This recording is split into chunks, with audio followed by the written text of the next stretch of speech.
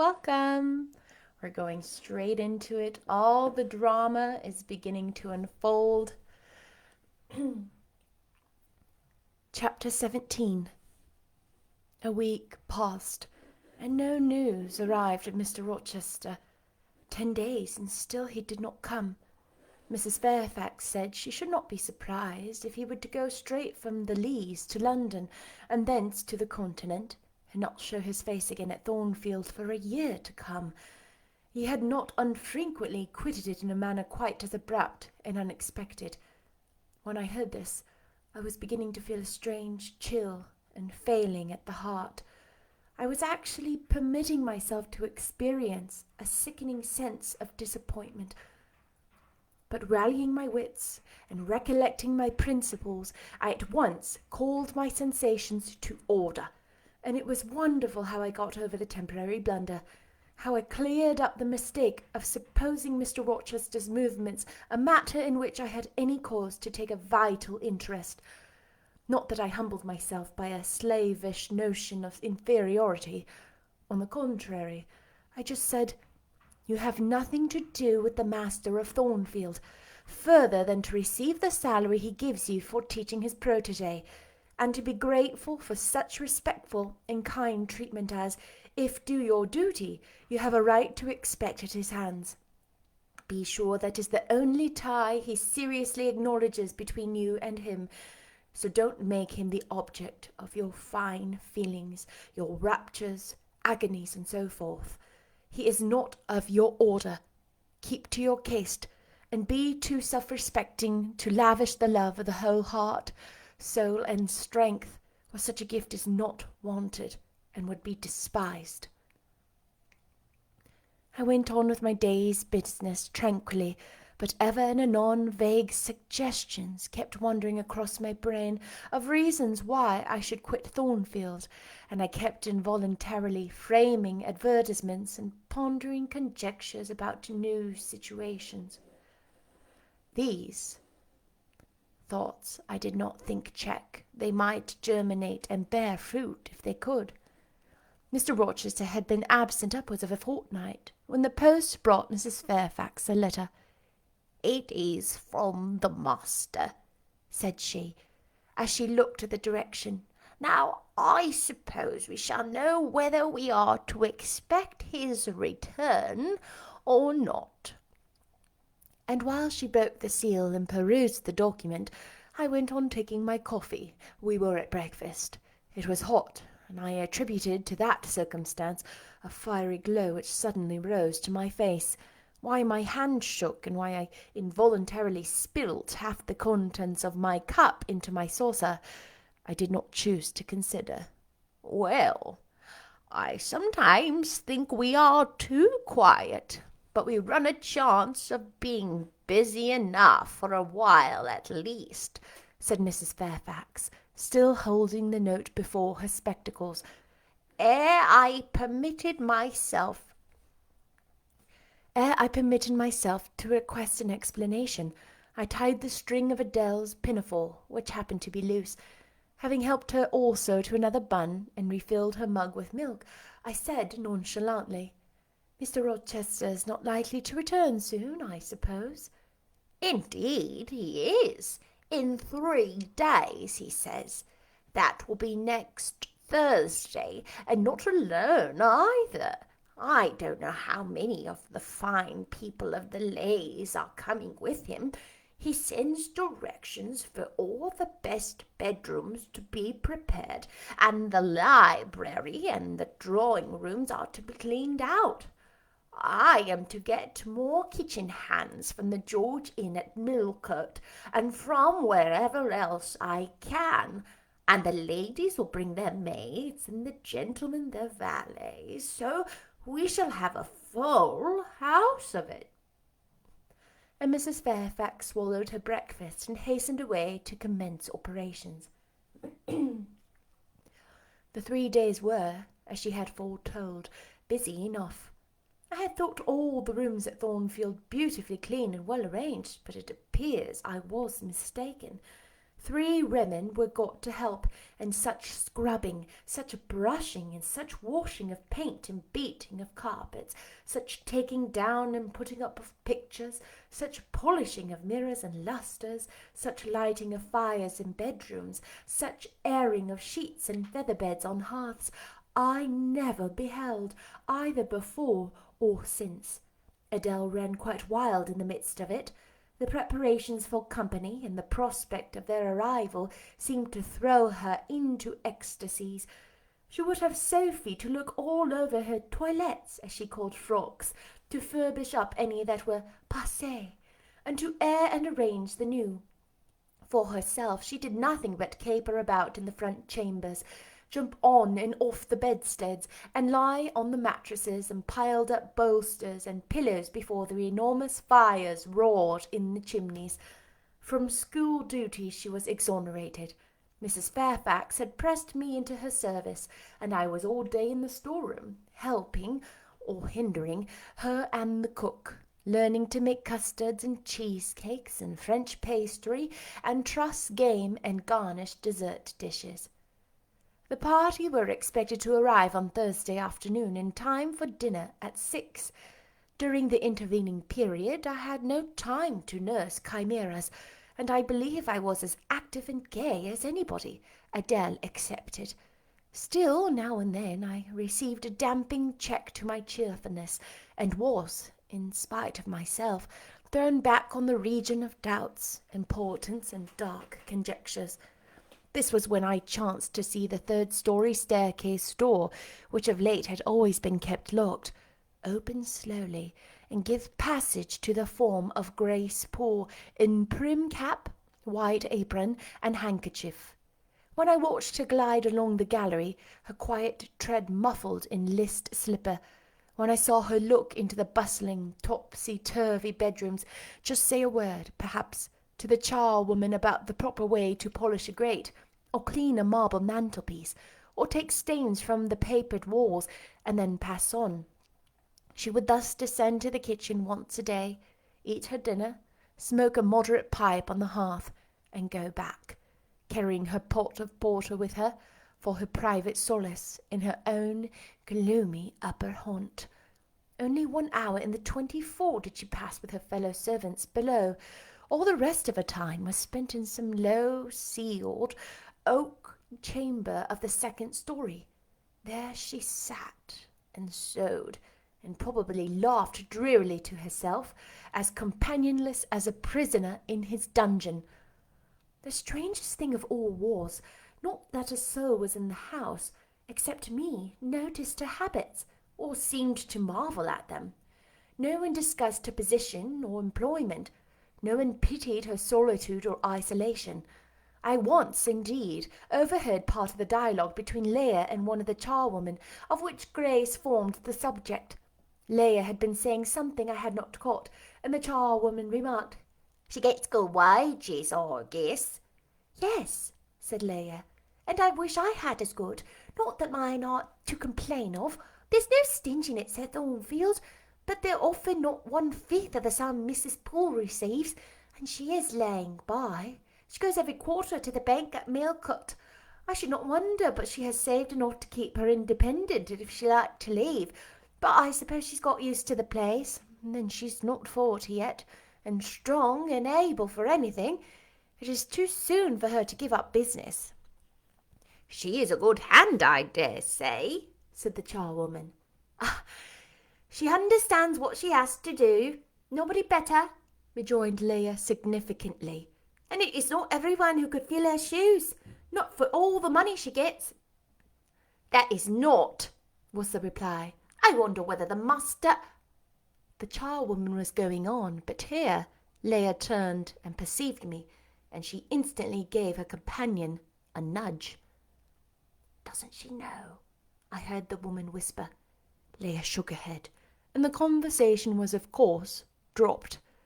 All I had gathered from it amounted to this, that there was a mystery at Thornfield, and that from participation in that mystery I was purposely excluded. Thursday came. All work had been completed in previous evening. Carpets were laid down, bed hangings festooned, radiant white counterpanes spread, toilet tables arranged, furniture rubbed, flowers piled in vases. Both chambers and saloons looked as fresh and bright as hands could make them. The hall, too, was scoured, and the great carved clock, as well as the steps and banisters of the staircase, were polished to the brightness of glass. In the dining room the sideboard flashed resplendent with plate. In the drawing room and boudoir, vases of exotics bloomed on all sides. Afternoon arrived. Mrs. Fairfax assumed her best black satin gown, her gloves, and her gold watch, for it was her part to receive the company, to conduct the ladies to their rooms, etc. Adele, too, would be dressed, though I thought she had little chance of being introduced to the party that day at least. However, to please her, I allowed Sophie apparel in her one in short, full muslin frocks. For myself, I had no need to make any change. I should not be called upon to quit my sanctum of the classroom, for the sanctum it was now become to me, a very pleasant refuge in time of trouble. It had been a mild, serene spring day, one of those days which, towards the ends of March or the beginning of April, rise shining over the earth as heralds of summer. It was drawing to an end now, but the evening was even warm, and I sat at work in the schoolroom with the window open. "It gets late," said Mrs. Fairfax, entering the rustling state. "I'm glad I ordered dinner an hour after the time Mr. Rochester mentioned, for it is past 6 now. I have sent John down to the gates to see if there is anything on the road. One can see a long way from thence in the direction of Millcote." She went to the window. "Here he is," said she. "Well, John," leaning out the window, "any news?" "They're coming, ma'am," was the answer. "They'll be here in 10 minutes." Adele flew to the window. I followed, taking care to stand on one side so that, screened by the curtain, I could see without being seen. The 10 minutes John had given seemed very long, but at last wheels were heard, 4 equestrians galloped up to the drive, and after them came 2 open carriages. Fluttering and veils waving plumes filled the vehicles. 2 of the cavaliers were young, dashing-looking gentlemen. The third was Mr. Rochester on his black horse, Miss Raw. Pilot bounding before him, at his side rode a lady, and he and she were the first of the party. Her purple riding habit almost swept the ground. Her veil streamed long in the breeze. Mingling with its transparent folds and gleaming through them, shone rich raven ringlets. "Miss Ingram!" exclaimed Mrs. Fairfax, and away she hurried to her post below. The cavalcade, following the sweep of the drive, quickly turned the angle of the house, and I lost sight of it. Adele now petitioned to go down, but I took her on my knee and gave her to understand that she must not, on any account, think of venturing in sight of the ladies, either now or at any other time, unless expressly sent for, that Mr. Rochester would be very angry, etc. Some natural tears she shed on being told this, but as I began to look very grave, she consented at last to wipe them. A joyous stir was now audible in the hall. Gentlemen's deep tones and ladies' silvery accents blent harmoniously together, and distinguishable above all, though not loud, was the sonorous voice of the master of Thornfield Hall, welcoming his fair and gallant guests under its roof. Then light steps ascended the stairs, and there was a tripping through the gallery, and soft cheerful laughs, and opening and closing doors, and, for a time, a hush. "Elle est chagnon de toi là?" said Adele, who, listening attentively, had followed every movement, and she sighed. "Chez maman," said she. "Quand il y a du monde, je les vois pourtant au salon et de la chambre. Souvent je leur regarde les films de chambre qu'offrent les arbres et les danses, et c'est si amusant, comme c'est leur apprendre." "Don't you feel hungry, Adele?" "Moi oui, mademoiselle. les 5 ou 6 mois, et quand ne vont demain. Well now, while the ladies are in their rooms, I will venture down and get you something to eat. And issuing from my asylum with precaution, I sought a back stairs which conducted directly to the kitchen. All in that region was fire and commotion. The soup and fish were in the last stage of projection, and the cook hung over her crucibles in a frame of mind and body threatening spontaneous combustion. In the servants' hall, 2 coachmen and 3 gentlemen's gentlemen stood or sat round the fire. The Abigails, I suppose, were upstairs with their mistresses. The new servants that had been hired for Millcote were bustling about everywhere. Threading this chaos, I at last reached the larder. There I took possession of a cold chicken, a roll of bread, some tarts, a plate or 2, and a knife and fork. With this booty I made a hasty retreat. I had regained the gallery and was just shutting the back door behind me when an accelerated hum warned me that the ladies were about to issue from their chambers. I could not proceed to the schoolroom without passing one of their doors, and running the risk of being surprised with my cargo of victuallage, so I stood still at this end, which, being windowless, was dark, quite dark now, for the sun was set and twilight gathering. Presently the chambers gave up their fair tenants one after another. Each came out gaily and airily, with dress that gleamed lustrous through the dusk. For a moment they stood grouped together at the other extremity of the gallery, conversing in a key of sweet, subdued vivacity. They then descended the staircase, almost as noiselessly as a bright mist rolls down a hill. The collective appearance had left on me an impression of high-born elegance, such as I had never before received. I found Adele peeping through the schoolroom door, which she held ajar. "What beautiful ladies!" cried she in English. "Oh, I wish I might go to them. Do you think Mr. Rochester will send for us by and by, after dinner?" "No, indeed, I don't. Mr. Rochester has something else to think about. Never mind the ladies tonight. Perhaps you will see them tomorrow. Here is your dinner." She was really hungry, so the chicken and tarts served to divert her attention for a time. It was well I secured this for age, for both she and I, and Sophie, to whom I conveyed a share of our repast, would have run a chance of getting no dinner at all. Everyone downstairs was too much engaged to think of us. The dessert was not carried out till after 9, and at 10 footmen were still running to and fro with trays and coffee cups. I allowed Adele to sit up much later than usual, for she declared she could not possibly go to sleep while the doors kept opening and shutting below, and people bustling about. Besides, she added, a message might possibly come from Mr. Rochester when she was undressed. "Et alors, que dommage!" I told the stories as long as she would listen to them, and then, for a change, I took her out into the gallery. The hall lamp was now lit, and it amused her to look over the balustrade and watch the servants passing backwards and forwards. When the evening was far advanced, a sound of music issued from the drawing-room, whither the piano had been removed. Adele and I sat down on the top step of the stairs to listen. Presently a voice blent with the rich tones of the instrument. It was a lady who sang, and very sweet her notes were. The solo over, a duet followed, and then a glee. A joyous conversational murmur filled up the intervals. I listened long.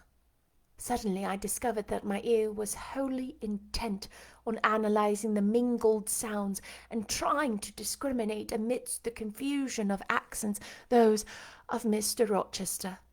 And when it caught them, which it soon did, it found a further task in framing the tones rendered by his distance inarticulate into words. The clock struck 11. I looked at Adele, whose head leant against my shoulder. Her eyes were waxing heavy, so I took her up in my arms and carried her off to bed. It was near 1 before the gentlemen and ladies sought their chambers. The next day was as fine as its predecessor. It was devoted by the party to an excursion to some site in the neighbourhood. They set out early in the forenoon, some on horseback, the rest in carriages. I witnessed both the departure and the return. Miss Ingram, as before, was the only lady equestrian, and, as before, Mr. Rochester galloped at her side. The two rode a little apart from the rest. I pointed out the circumstance to Mrs. Fairfax, who was standing at the window with me. "You said it was not likely that they should think of being married," said I, "but you see Mr. Rochester evidently prefers her to any of the other ladies." "Yes, I dare say. No doubt he admires her." "And she him," I added. "Look how she leans her head towards him as if she were conversing confidential. I wish I could see her face. I've never had a glimpse of it yet."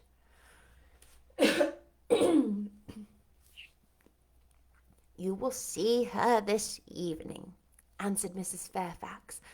"I happened to remark to Mr. Rochester how Adele wished to be introduced to the ladies, and he said, 'Oh, let her come into the drawing-room after dinner and request Miss Eyre accompany her.'" "Yes, he said that from mere politeness. I need not go, I am sure," I answered.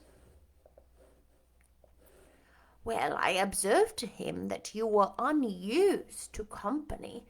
I did not think you would like appearing before so gay a party, all strangers, and he replied, in his quick way, 'Nonsense. If she objects, tell her it is my particular wish, and if she resists, say I shall come and fetch her in case of contumacy.'" "I will not give him that trouble," I answered. "I will go, if no better may be, but I don't like it. Shall you be there, Mrs. Fairfax?" "No, I pleaded off, and he admitted my plea.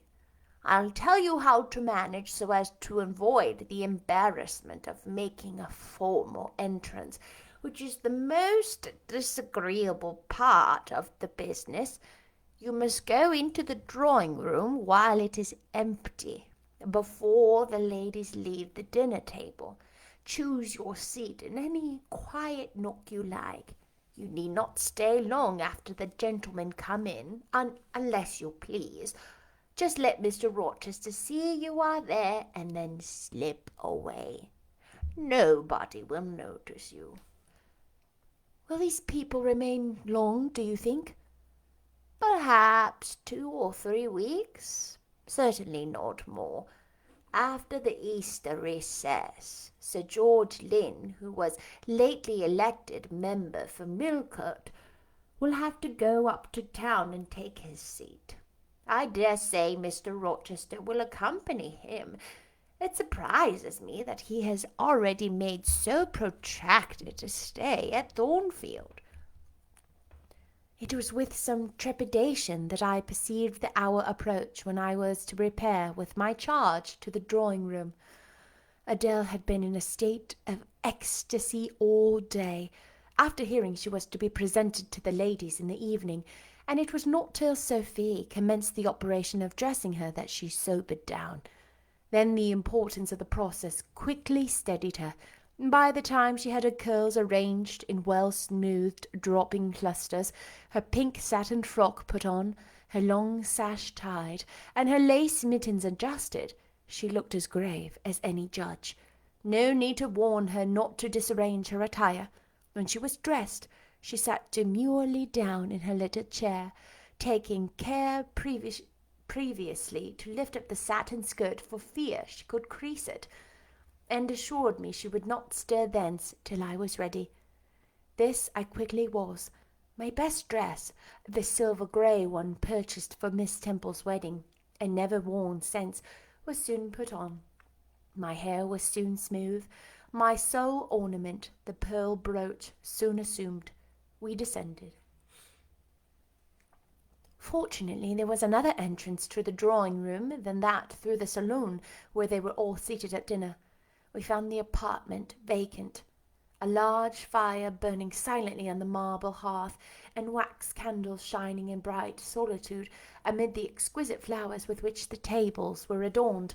The crimson curtain hung before the arch. Slight as was the separation this drapery formed from the party in the adjoining saloon, they spoke in so low a key that nothing of their conversation could be distinguished beyond a soothing murmur. Adele, who appeared to be under the influence of a most solemnizing impression, sat down, without a word, on the footstool I pointed out to her. I retired to a window seat, and taking a book from the table near, endeavoured to read. Adele brought her stool to my feet. Ere long she touched my knee. "What is it, Adele?" Est-ce que je ne puis pas spender une select de la fleur magnifique, mademoiselle, seulement pour contempler ma toilette? You think too much of your toilette, Adele, but you may have a flower. And I took a rose from a vase and fastened it to her sash. She sighed a sigh of ineffable satisfaction, as if her cup of happiness were now full. I turned my face away to conceal a smile I could not suppress. There was something ludicrous as well as painful in the little Parisian's earnest and innate devotion to matters of dress. A soft sound of rising now became audible. The curtain was stepped back from the arch, though it appeared the dining-room, with its lit lustre pouring down light on the silver and glass of the magnificent dessert service, covering a long table. A band of ladies stood in the opening. They entered, and the curtain fell behind them. There were but 8, yet somehow as they flocked in they gave the impression of a much larger number. Some of them were very tall. Many were dressed in white, and all had a sweeping amplitude of array that seemed to magnify their persons as a mist magnifies the moon. I rose and curtsied to them. 1 or 2 bent their heads in return. The others only stared at me.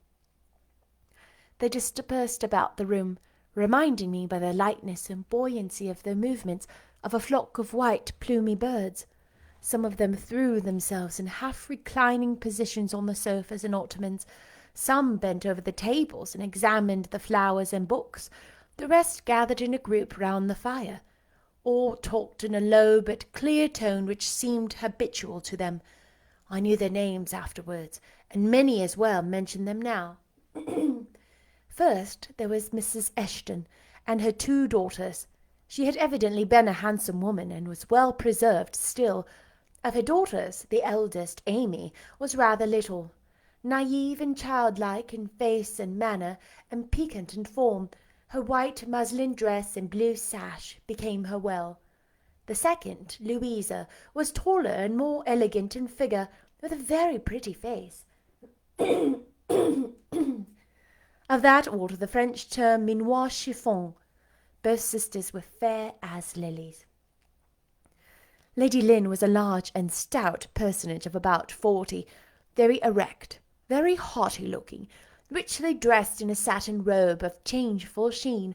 Her dark hair shone colossally under the shade of an azure plume, and within the circlet of a band of gems. Mrs. Colonel Dent was less showy, but I thought more ladylike. She had a slight figure, a pale, gentle face, and fair hair. Her black satin dress, her scarf of rich foreign lace, and her pearl ornaments pleased me better than the rainbow radiance of the titled dame.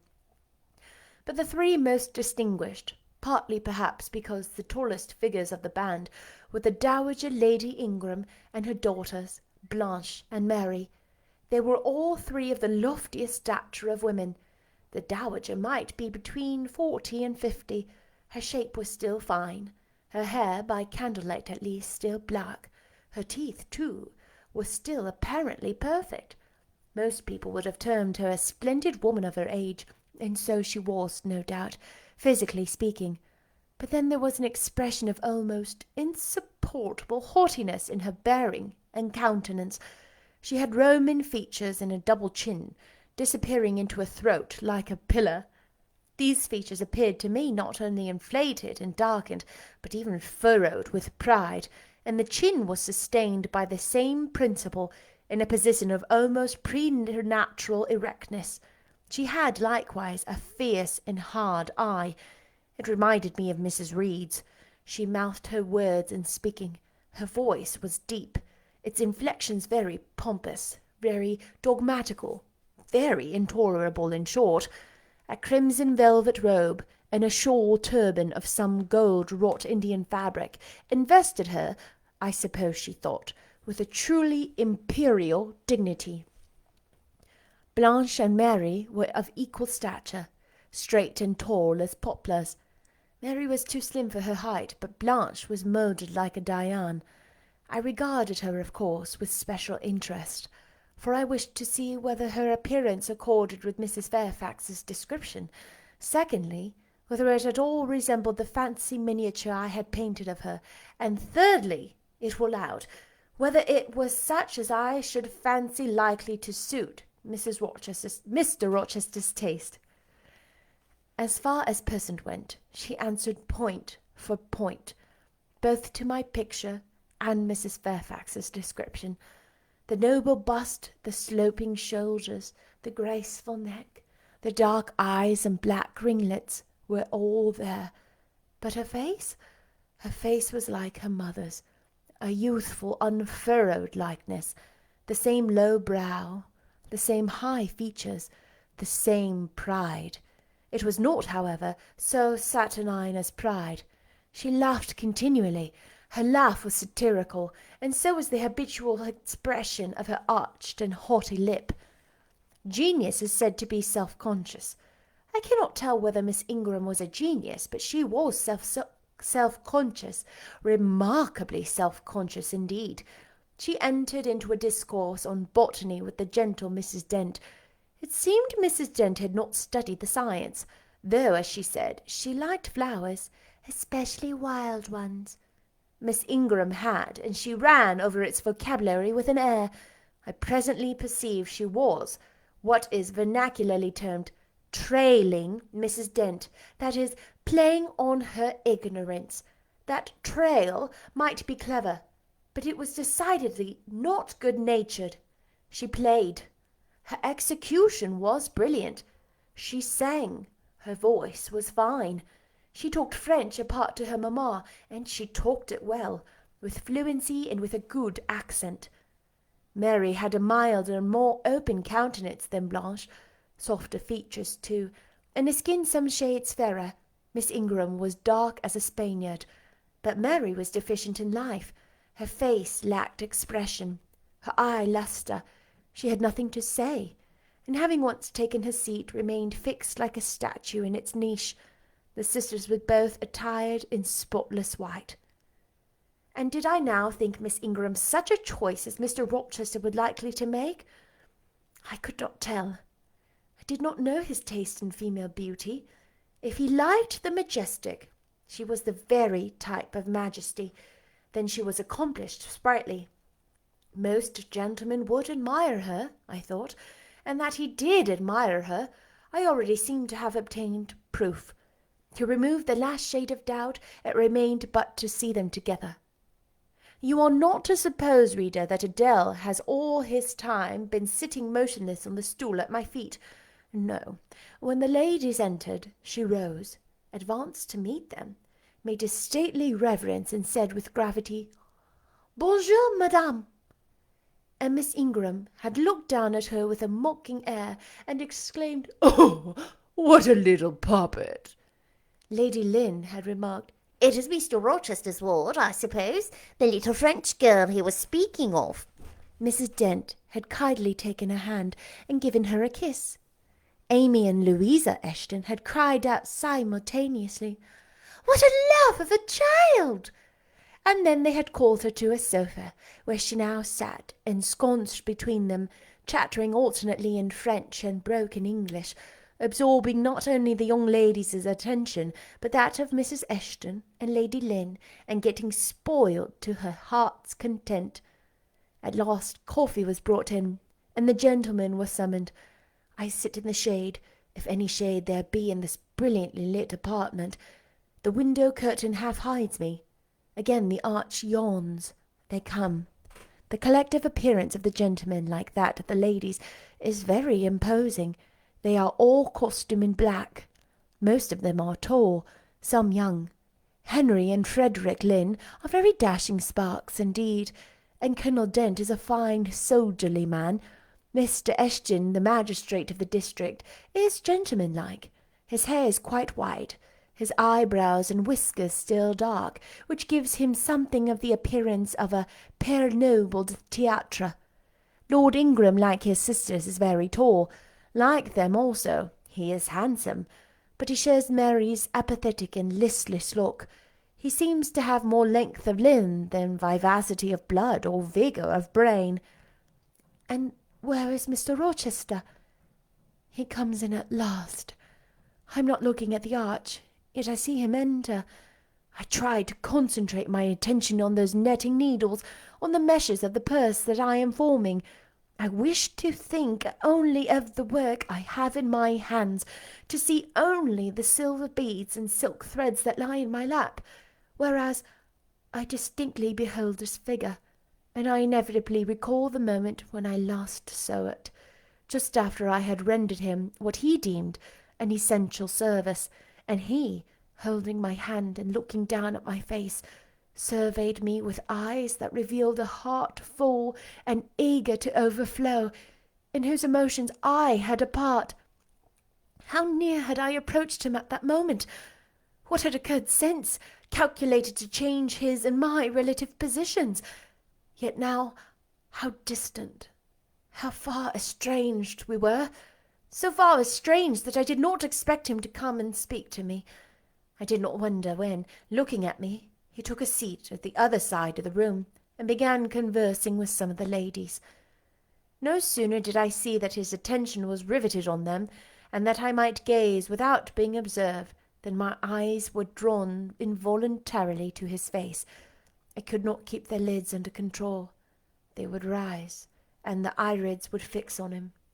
I looked, and had an acute pleasure in looking, a precious yet poignant pleasure, pure gold, with a steely point of agony, a pleasure like what the first perishing man might feel who knows the well to which he has crept is poisoned, yet stoops and drinks divine draughts nevertheless.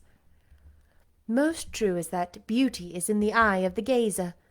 My master's colourless olive face, square and massive brow, broad and jetty eyebrows, deep eyes, strong features, firm, grim mouth, all energy, decision, will, were not beautiful according to rule, but they were more than beautiful for me.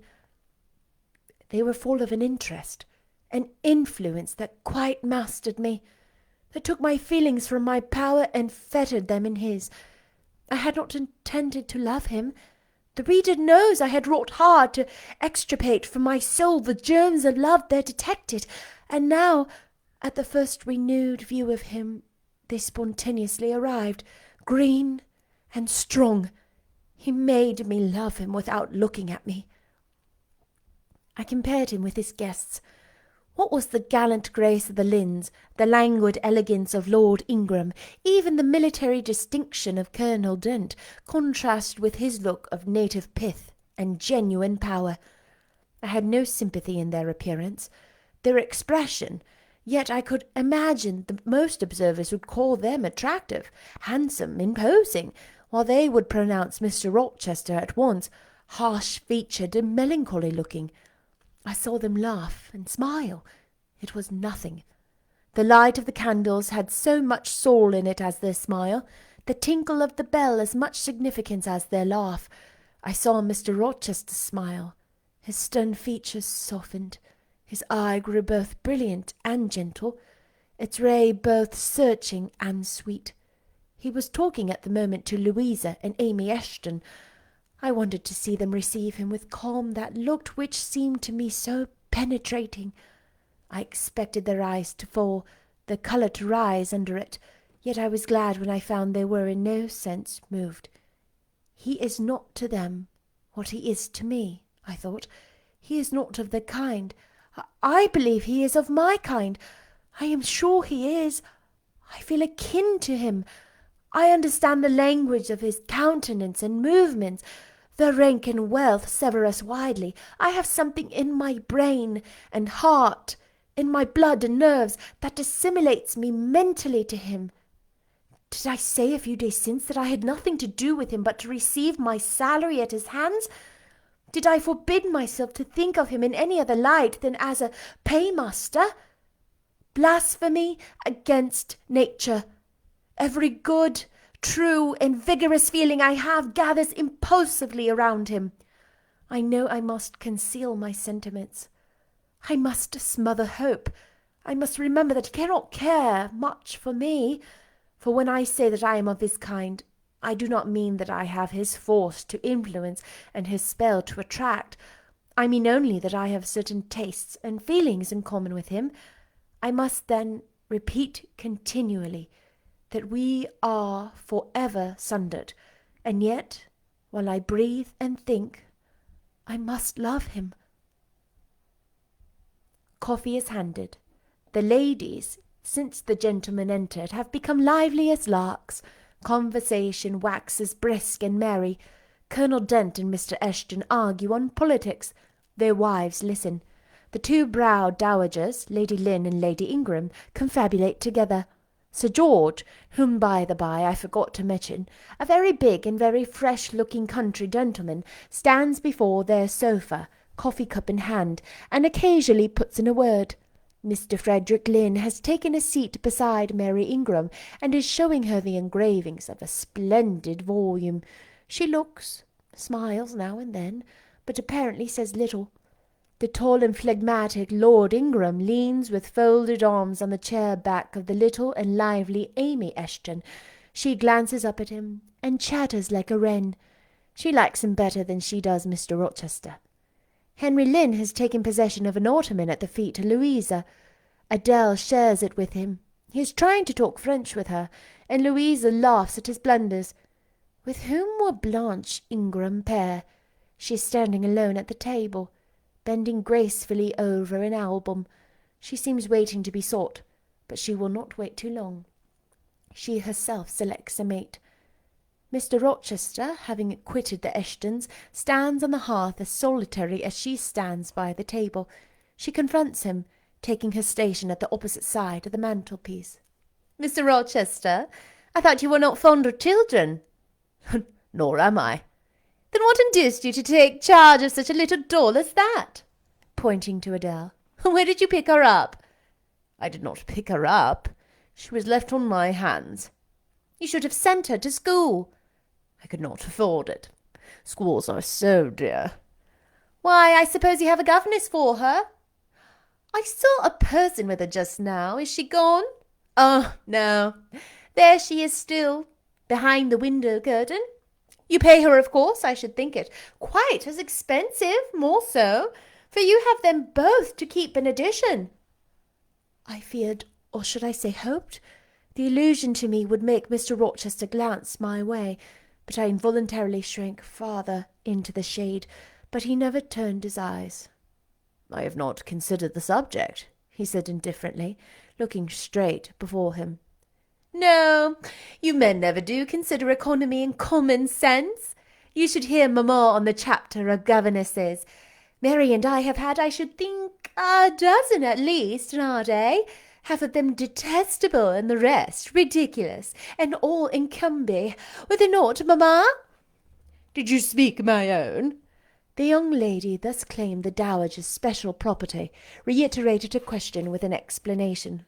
"My dearest, don't mention governesses. The word makes me nervous. I have suffered a martyrdom from their incompetency and caprice. I thank heaven I have now done with them." Mrs. Dent here bent over to the pious lady and whispered something in her ear. I suppose from the answer elicited, it was a reminder that one of the anathematized race was present. "Tant pis," said the ladyship. "I hope it may do her good." Then in a lowered tone, but still loud enough for me to hear her, "I noticed her. I am a judge of physiognomy, and in hers I see all the faults of her class." "What are they, madam?" inquired Mr. Rochester aloud. "I will tell you in your private ear," replied she, wagging her turban 3 times with portentous significancy. But my curiosity will be past its appetite. It craves food now. Ask Blanche. She is nearer you than I. Oh, don't refer him to me, Mamma. I have just one word to say of the whole tribe. They are a nuisance. Not that I have ever suffered much from them. I took care to turn the tables. What tricks Theodore and I used to play on our Mrs. Wilsons, and Mrs. Gray's, and Madame Joubert. Mary was always too sleepy to join in a plot with spirit. The best fun was with Madame Joubert. Miss Wilson was a poor sickly thing, lachrymose and low-spirited, not worth the trouble of vanquishing. In short, Mrs. Gray was coarse and insensible. No blow took effect on her, but poor Madame Joubert! I see her yet in her raging passions, when we had driven her to her extremities, spilt our tea, crumbled our bread and butter, tossed our books up to the ceiling, and played at charivari with the ruler and desks, the fender and fire-irons. Theodore, do you remember those merry days? Yes, to be sure I do, drawled Lord Ingram, and the poor old stick used to cry out, "Oh, you villain's child!" And then we sermoned her on her presumption of attempting to teach such clever blades as we were, when she was herself so ignorant. We did, and Teddo, you know, I helped you in prosecuting, or persecuting, your tutor. They faced Mr. Vining, the person in the pip we used to call him. He and Miss Wilson took the liberty of falling in love with each other. At least Teddo and I thought so. We surprised sundry tender glances and sighs which we interpret as tokens of la belle passion. And I promise you the public soon had the benefit of our discovery. We employed it as a sort of lever to hoist our dead weights from the house. Dear mamma, there, as soon as she got an inkling of the business, found out that it was of an immoral tendency. Did you not, my lady mother?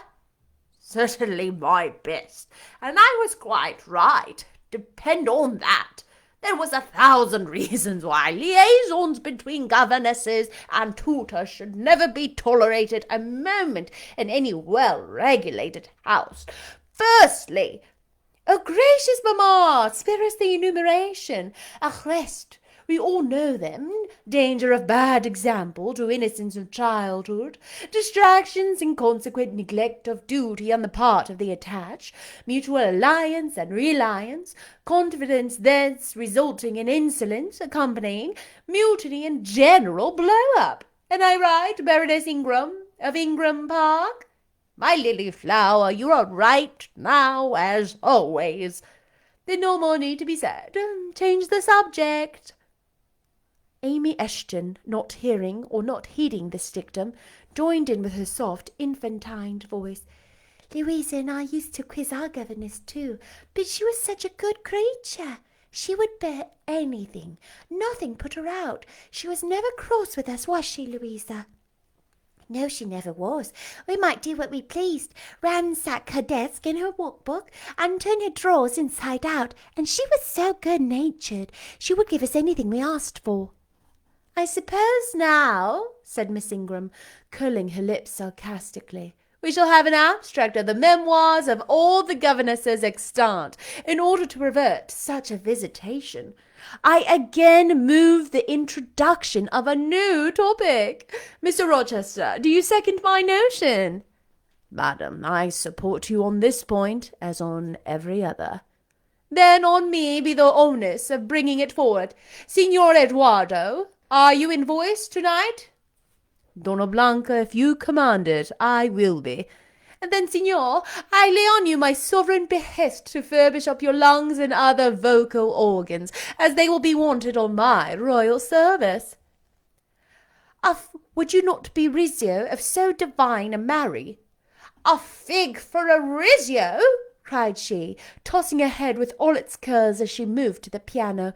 It is my opinion the fiddler David must have been insipid sort of fellow. I like Black Bothwell better. To my mind, a man is nothing without a spice of the devil in him, and history may say what it will of James Hepburn, but I have a notion. He was just the sort of wild, fierce bandit hero whom I would have consented to gift with my hand. Gentlemen, you hear? Now which of you most resembles the Bothwell? Cried Mr. Rochester. I should say that preference lies with you, responded Colonel Dent. On my honour, I am much obliged to you, was the reply. Miss Ingram, who now seated herself with proud grace at the piano, spreading out her snowy robes in queenly amplitude, commenced a brilliant prelude, talking meantime. She appeared to be on her high horse tonight. Both her words and air seemed intended to excite not only the admiration, but the amazement of her auditors. She was evidently bent on striking them as something very dashing and daring indeed. "Oh, I am so sick of the young men of the present day," exclaimed she, rattling away at the instrument. "Poor puny things not fit to stir a step beyond papa's park gate, nor to even go so far without mamma's permission and guardianship. Creatures so absorbed in care about their pretty faces, and their white hands, and their small feet, as if a man had anything to do with beauty, as if loveliness were not such the special prerogative of a woman, her legitimate appendage and heritage. I grant an ugly woman is a blot on the fair face of creation, but as to the gentlemen, let them be solicitous to possess only strength and valour. Let their motto be, hunt, shoot, and fight. The rest is not worth Philip, should be my device, were I a man.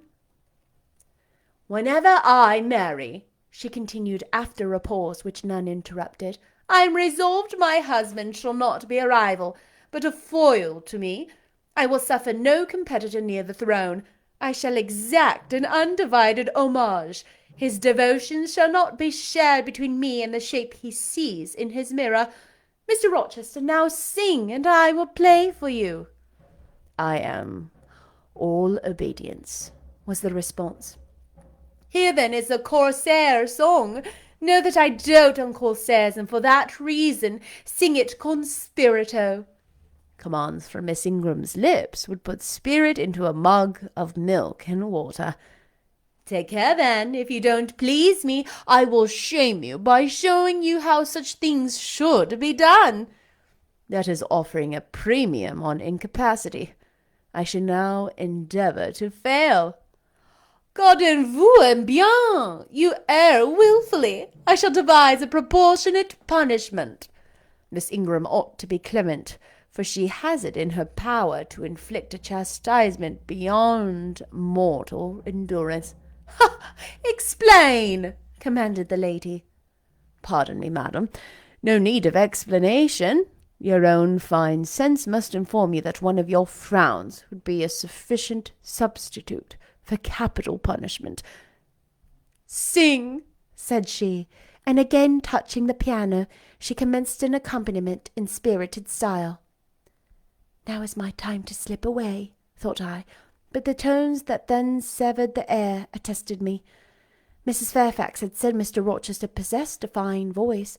He did, a mellow, powerful bass, into which he threw his own feeling, his own force, finding a way through the ear to the heart, and there waking sensation strangely. I waited till the last deep and full vibration had expired, till the tide of talk, checked an instant, had resumed its flow. I then quitted my sheltered corner and made my exit by the side door, which was fortunately near. Thence a narrow passage led into the hall.